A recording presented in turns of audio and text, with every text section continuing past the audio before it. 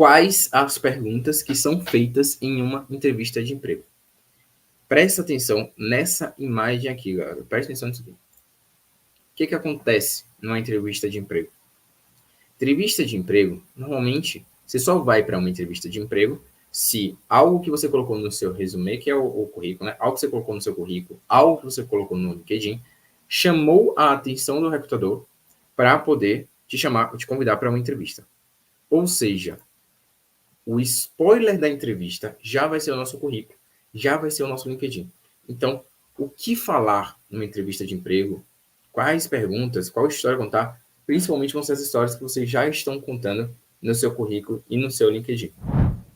Se você traz coisas totalmente fora, por exemplo, quantos cachorros você tem, se você não colocou no seu currículo que você é casado ou não, e aí vai lá e fala isso na entrevista de emprego, vocês não estão continuando o processo de ter um processo rico de histórias.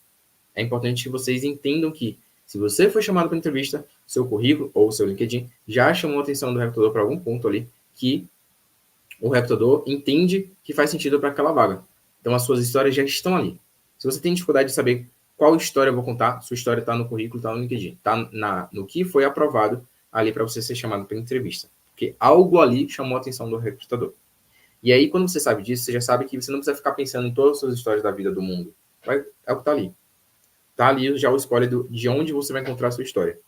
E aí você já tem que se preparar para as perguntas, que são as perguntas bases de uma entrevista de emprego. Tem 3 perguntinhas, tem mais perguntas, tá, gente? Tem milhares de perguntas.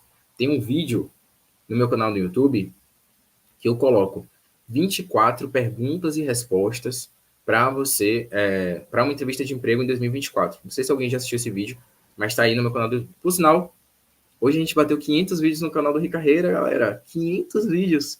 E não tem nem 2 anos de canal, hein? Se vocês forem ver meus concorrentes, vejam aí se tem alguém que produz tanto conteúdo que nem eu. Não tem.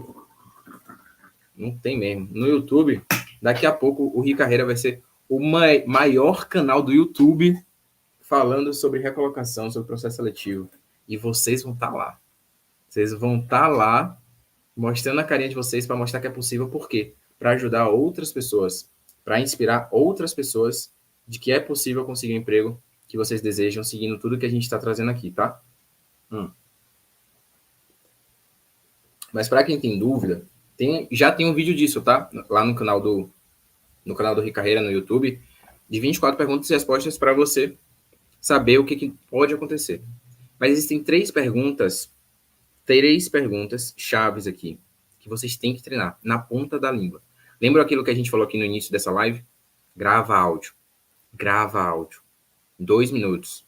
Então, essas 3 perguntinhas, vocês já podem trazer como um dever de casa aqui, uma lição para quem já está indo para as entrevistas, né? O Thiago já está indo para a entrevista, acho que a Paty já está indo para a entrevista também, enfim. O cara a gente já está conseguindo aí. Então, tem 3 perguntas que vocês já tem que estar na ponta da língua para responder bem. A primeira pergunta é: fale sobre você. Que a gente já falou um pouquinho sobre isso. Fale sobre você, ou faça um breve resumo profissional. Vocês vão trazer o passado, o presente e o futuro, em 2 minutos. No passado, vocês vão trazer algo que vocês estudaram, vocês vão falar um pouquinho do que você já trabalhou, você vai falar um pouquinho de algum impacto que você já trouxe, um pouquinho. Não é para passar de 2 minutos. Não é para ficar dominando a entrevista. Esse é um grande problema das pessoas. De verdade, as pessoas... Nossa, eu tinha entrevistas, gente, às vezes de 30 minutos. E aí eu perguntava para a pessoa, fale sobre você. A pessoa passava 10 minutos respondendo essa pergunta. Faz sentido? Faz sentido você pegar 1/3 da entrevista para ficar falando aí de uma parte só, que é importante no roteiro de entrevista de um recrutador? Não faz sentido nenhum. Não faz sentido nenhum. Então, foque nos 2 minutos. E aí, qual o ponto? Quando você foca nos 2 minutos, você dá a oportunidade do recrutador, da oportunidade aí do gestor, de quem estiver te entrevistando, de fazer outra pergunta. E aí, quando você faz outra, quando o recrutador ou gestor faz outra pergunta, ele está direcionando você para mostrar para ele o que é relevante para a empresa, o que é relevante para a vaga. Então, quando a gente sai respondendo, por exemplo, uma pergunta aí em 4, 5, 10 minutos, A gente está falando o que a gente acha na nossa cabeça que é relevante para a empresa.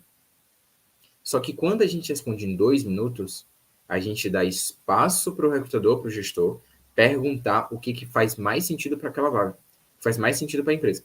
E quando o recrutador ou o gestor fizer outra pergunta, aí você vai ter mais 2 minutos estratégicos para responder aquilo que é relevante para a pessoa.